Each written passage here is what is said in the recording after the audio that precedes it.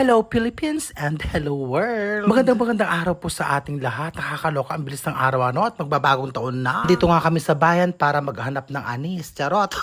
Alam nyo na yun. Hindi na sana ako bibili kaya lang kinukulit ako ni Maro. Kailangan nga daw may ganon pampatanggal malas. O diba napakaganda rin ang plaza ng Lupaw, hindi pa kakabog. Nakakaloka. Maganda pala to sa gabi. Paano sa araw hindi naman ma-appreciate kasi nga nakapatay ang ilaw. Pag gabi pala napagkaganda-ganda. O balik ulit ako sa kinikwento ko. So ayan nga at paikot-ikot kami kanina sa bayan at naghahanap ng pho. Baka bawal sabihin. O re-interrupt ulit ako. Nandito nga pala kami sa Lupaw nung araw. Pupunta sana nga kami ng Muñoz kaya na napagkalayo-layo at baka maubusan kami ng gasolina.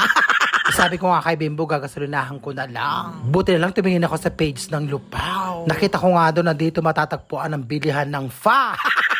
At heto nga at bumibili na kami na pagkamahal-mahal, nakakaloka. So heto nga at pauwi na kami, Diyos ko Lord, gabi na. Pagdating nga namin ng bahay, tinignan ko kung ano ang pwedeng kainin. At heto nga. Kain vlog. Kain tayo ng goto. Mga nakaman na. Mga bata, mga nagsikaon na. Kami ni Maro hindi pa.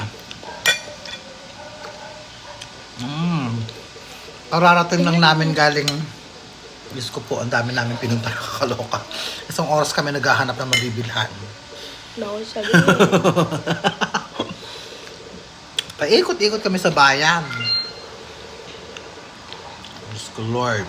Buti tumingin ako sa may Lupaw Tambayan Group. So, yun, diba?